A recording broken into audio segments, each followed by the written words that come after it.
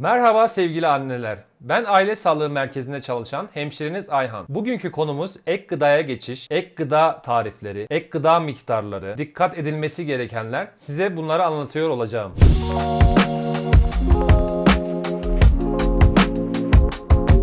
Evet, ilk 6 ay anne sütüyle beslediğiniz bebeğinizin ek gıdaya geçişine başladınız. Bu konuda heyecanlısınız. İlk başlayacağınız gıda meyve olmamalı. Eğer meyveyle başlarsanız çocuk meyvenin tadını alacağı için ve ona tatlı geleceği için bundan sonra vereceğiniz yoğurt olur, çorba olur.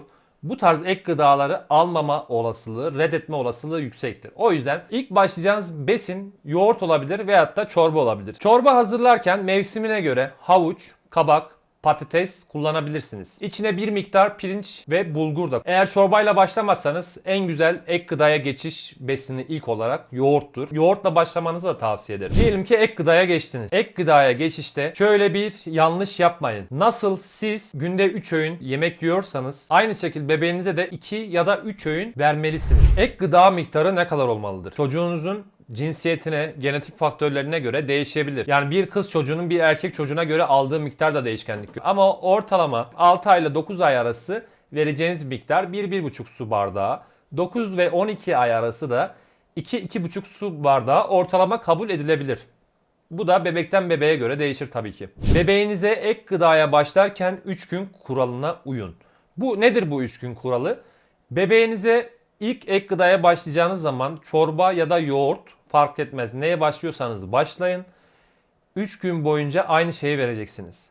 Ve 3. günde bakacaksınız bebeğinizin cildine. Herhangi bir alerjik bir reaksiyon yoksa tamam ben bunu verebilirim. Benim çocuğumun, bebeğimin alerjisi yoktur. Yani bu yeni vereceğiniz her şeyde bu 3 gün kuralını size uygulamanızı tavsiye ederim. Ek gıda verirken mesela çocuğunuza bir besini verdiğiniz zaman yemeyebilir, reddedebilir. Böyle bir durum olduğu zaman benim çocuğum artık bunu yemiyor. Bundan tiksindi, ben bunu bir daha vermeyeyim diye bir düşünceye kapılmayın. Bunu ara ara denemenizi öneririm. İlk 6 ay anne sütü çok önemlidir. Bütün annelere söylediğimiz şey ilk 6 ay sadece anne sütü. Herhangi bir şey vermeyin. Eğer sütünüz azsa bir önceki videomda süt arttırmanın yollarını anlattım. Onu izleyebilirsiniz. Şimdi size şema anlatacağım. 0-5 ay arası sadece mama ile beslenmiş bir bebekte. Eğer çok sıcak bir iklimde yaşıyorsanız mamanın yanına çocuğa kaşıkla su verebilirsiniz. Tabi bu su kaynatılmış ve dinlendirilmiş olması gerekiyor. Bunlara mama artı yoğurt ve hafif sebze çorbaları ve muhallebiler verebilirsiniz. Yani bebeğiniz 5 ve 9 ay arası olduğu zaman mama, ek gıda veriyoruz. Çocuğunuz 9. ayına geldi. Şimdi ne yapacağız? 9. ayına geldiği zaman çocuğa bir kere mamayı yavaş yavaş keseceğiz. Nasıl keseceğiz? Böyle bir günde mamayı bırakmıyoruz anneler. Mesela günde 3 öğün mama veriyorsunuz 9. ayından. 3 öğün mamayı bir hafta 3 öğüne devam edin 9. ayına girdiği zaman. Ondan sonra mamayı günde 2 öğüne düşünün. Ondan sonraki haftada tek öğüne düşürün. Son hafta ise mamayı bırakın. Tabi mamayı bıraktığınız zaman, kestiğiniz zaman da normalde 1 yaşında tavsiye ettiğimiz hayvansal sütleri çocuğunuza 9 ayında başlayabilirsiniz. Ama şöyle, kesinlikle bu hazır süt olmayacak. Keçi sütü ya da inek sütü olacak, doğal olacak. Siz bu çocuğa yavaş yavaş başlayabilirsiniz. Çünkü sizin çocuğunuz anne sütünden mahrum kaldı. 9 ayına kadar da kalsiyum eksikliği ve kemik gelişiminde biraz eksiklik olduğu için 9. ayında başlayabiliriz. Tabi siz mesela inek sütü ya da keçi sütü başladığınız zaman mutlaka ve mutlaka alerji oluyor mu? Kabızlık var mı? Buna dikkat edin. Şimdi bazı anneler bana 9. ayında neden başlıyorsunuz diye kızacak. Çünkü normalde 1 yaş öneriyoruz. Yalnız size şöyle bir şey söyleyeyim. 12 yıllık tecrübe dayanarak ben şunu gördüm. Mesela hiç anne sütü almayan bir bebek daha doğar doğmaz inek sütüyle besleyen bir bebek gördüm. Gayet sağlıklıydı. Tabii ben bunu tavsiye etmiyorum. O yüzden hani çok böyle abartılacak, büyütülecek bir şey yok. Yani 9. ayında siz hiç anne sütü almamış bir bebeğe keçi sütü ya da inek sütü verebilirsiniz. 0-6 ay anne sütü ve mama alan bebekleri anlatacağım size. Onlar da şöyle 6. ayından sonra ek gıdaya geçecekler bu bebekler. Birkaç ay bebeğinizi gözlemliyorsunuz. Bebeğinize ek gıdada geçtikten sonra yemesi içmesi iyi ise zamanla bu mamanın miktarını düşürüyoruz. Yani günde Atıyorum 3 öğün mama ve emzirme varsa ek gıdaya geçtikten sonra mesela bir ay sonra bebek baktınız her şeyi yiyor, iştahı açılmış, ne yapıyorsunuz? Mamayı bırakıyorsunuz yavaş yavaş. Bunu da kademe kademe bırakıyorsunuz. İlk hafta 3 öğün veriyorsunuz ya mesela. İkinci hafta 2 öğüne düşünüyorsunuz. Üçüncü hafta 1 öğüne düşünüyorsunuz. Ondan sonra mamayı tamamen bırakıyorsunuz. Sonra sadece bu çocuğun beslenmesi ne oluyor? Ek gıda ve anne sütü sevgili anneler. Peki neler önermiyoruz? Bebeklerimize neler vermemeliyiz? Onları söyleyeceğim. 1 yaşına kadar bal vermiyoruz. 1 yaşına kadar hayvansal sütler vermiyoruz. Aşırı tuzlular, aşırı baharatlar, bunları vermiyoruz. Yani tuzunuz çok minimal, minnacık, belki biraz tuz atabilirsiniz. Çocuğum yesin diye yapacağınız muhallebiler, yoğurt, bu tarz gıdalarda da şeker atmıyoruz. Şeker sıfır olacak sevgili anneler. Yani sırf yesin diye çocuğa yapacağınız gıdaya şeker atmayınız. Şeker yerine ne atabilirim? Hafif pekmez atabilirsiniz sevgili anneler. Peki çocuğumu emziriyorum. Mama veriyorum. Ek gıdaya geçtim ama çocuğum hala kilo almıyor. Ben ne yapacağım diyen annelere 6 ve 12 ayda arası kullanabileceğiniz tahıllı mamalar var. Bunlar marketlerde satılıyor. Bunları günde 1 ya da 2 öğün verebilirsiniz. Bunları özellikle gece yatmadan önce verirseniz çocuğunuz sabaha kadar fazla kalkmadan yatabilir. Onu da denedim. Hepsini de denedim. Hiçbir şekilde bebeğim kilo almıyor. Bebeğimin persentili normalin altında diyen anneler. Siz ne yapabilirsiniz? 6 ve 12 ay arası çocuk uzmanına giderseniz size raporlu mama yazabilir. Bu raporlu mamalar çocuğunuza çok kilo aldırabilir. Eğer bunda bile kilo almıyorsa, yani ek gıdaya geçtim, markette tahıllı mama aldım, olmadı, çocuk uzmanına gittim, orada raporlu mama yazıldı, gene almadı diyorsanız bir formül daha var. O da 1 yaşından sonra çocuk uzmanlarının yazdığı meyveli mamalar var. Bunlar çok güzel kilo aldırıyor. Eğer çocuğunuz bunu yerse kesinlikle ve kesinlikle kilo alıp normal persentilin içine girecektir. Bu mamalar meyveli oluyor genelde ve bu meyveli çocuğunuzun seveceği şekilde seçin. Mesela vanilya seviyorsa vanilya, çilek seviyorsa çilek, kakao seviyorsa kakao. Buna dikkat edin. Size ek gıdaya geçerken bazı gıdalardan bahsedeceğim sevgili anneler. O gıdalara söylemeden önce size şunu söylemeliyim. Kesinlikle ve kesinlikle bebeğinize hazır bir şey vermiyorsunuz. Mesela hazır meyveli yoğurt. İçinde milyon tane katkı maddesi var, vermiyorsunuz. Ya da normal marketlerde satılan hazır yoğurdu bile vermeyin. İçinde katkı maddesi var, uzun ömürlü olsun diye. Bebeğinizin sağlıklı olmasını istiyorsanız markette satılan hiçbir hazır gıdayı kullanmayın. Evet, şimdi size kullanabileceğiniz bazı gıdalardan bahsedeceğim. Meyveler. Videonun başında bahsettiğim gibi meyveler ilk gıdanız meyve olmayacak. Ama diyelim ki yoğurt ve çorba türlerini verdikten sonra çocuğunuza meyve vermek istediniz. Hangi meyvelerden başlayabilirim derseniz elma, armut, muz başlangıç için en iyi meyvelerdir. Bu meyveleri yapacağınız ev yoğurdunun içine koyabilirsiniz bebeğinize verirken. Bebeğinize meyve suyu vermek yerine mutlaka meyvenin kendisini verin.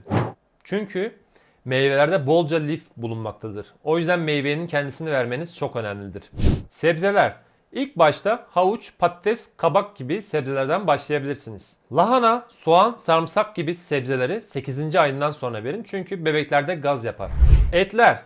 Bol bol demir ve protein içeren etleri bebeğinize 8. ayda başlayabilirsiniz. Tabi suyunu 6. 7. aydan itibaren verebilirsiniz. Sakatatları vermeniz için de 9. ayını beklemelisiniz. Yumurta. Bebeğine 6. aydan itibaren yumurtanın sadece sarısını verebilirsin. Bu sarısını da kulak memesi kıvamında pişirebilirsin. Çok pişmiş ya da az pişmiş değil. Orta bir pişmişlik iyidir. Yumurtanın beyazını da 1 yaşından itibaren verebilirsin. Tabii yumurta alerjik bir gıdadır. Yumurtanın sarısını verdiğin zaman bile alerji yapabilir. O yüzden miktar az olmalı ve alerji olup olmadığını gözlemlemelisin. Eğer herhangi bir alerji olduysa da 8. ayda tekrar denemeni tavsiye ederim. Bal. Bal çok şifalı bir besindir ama içinde bazı bakterileri bulundurduğu için balı 1 yaşından sonra vermenizi öneriyorum. Yoğurt. Yoğurt bebeğinize vereceğiniz en güzel besindir. En faydalı besindir. Yoğurdu hazır bir yoğurt almayın. Hazır yoğurt yerine doğal inek sütü ve keçi sütünden bulup yoğurt yapmanızı tavsiye ederim. Eğer bulunduğunuz şehirde doğal inek sütü ve keçi sütü bulamıyorsanız bile hazır süt alıp ondan kefir, sindirim ve bağışıklık sistemini güçlendirebileceğiniz en iyi besinlerden bir tanesi de kefirdir. 6. aydan itibaren bebeğinize kefir verebilirsiniz. Bebeğiniz sade kefiri sevmezse içine meyve koyup tatlandırabilirsiniz. Ekmek 6. aydan itibaren verebilirsiniz. Ekşi mayalı ekmekle başlamanızı tavsiye ederim. Eğer hazım sorunu yaşamazsa diğer ekmekleri verebilirsin. Bunlar çavdar ekmeği ya da tam buğday ekmeği. Ekmeği küçük küçük, minnak minnak elle ayıklayıp yemeklere koyabilirsin. Tarifler. Bebeklere sebze püreleri nasıl hazırlanır? Öncelikle bal kabağı veya patates ile tek sebzeyle başla. Bu sebzeyi haşladıktan sonra çatalla püre haline getir. Az biraz pütürlü olmasına dikkat et. Bebeğinizin yeme refleksini geliştirir. Yani herhangi bir püre hazırlarken kesinlikle ve kesinlikle blender kullanmayınız. Bu tek sebze olayını açtıktan sonra havuç, patates, kabak, bu tarz sebzelerin içine pirinç, az biraz pirinç ve bulgur koyarak da çocuğunuza sebze çorbası yapabilirsiniz. Bebeğiniz diyelim ki 7. aya geldi. Nasıl bir tarif yapabilirim? Size bir tarif söyleyeyim. Bir orta boy havuç, bir küçük patates, bir çorba kaşığı pirinç ve bir çorba kaşığı 2 kez çekilmiş kuzu kıyma. Bu malzemeleri az suda 35-40 dakika boyunca haşlayın. Daha sonra ocaktan alıp soğutun. Soğuttuktan sonra da çatalla ezip karıştırın. Havuç patates, havuç bal kabağı, havuç kabak gibi kombinleri kullanabilirsin. Bu menüyü çeşitlendirebilirsin. 8 aylık bebek için sebze püresi tarifi.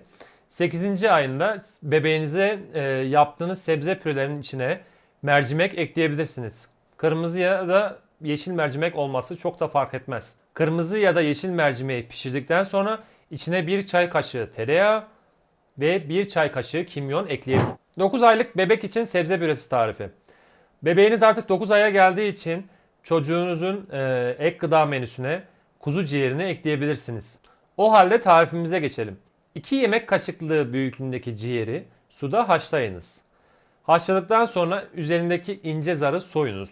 Ondan sonra rendeleyiniz. Bir tencereye küp küp doğranmış patatesi, bir küçük havuç, bir çiçek brokoli ve bir yemek kaşığı pirinci haşlayın. Daha sonra da rendelenmiş ciğeri ekleyin. En sonunda bir çay kaşığı kadar zeytinyağı ekleyiniz. Sebzeler biriktikten sonra size muhallebileri anlatacağım anneler. Neden bebek muhallebisi bu kadar süper bir besin?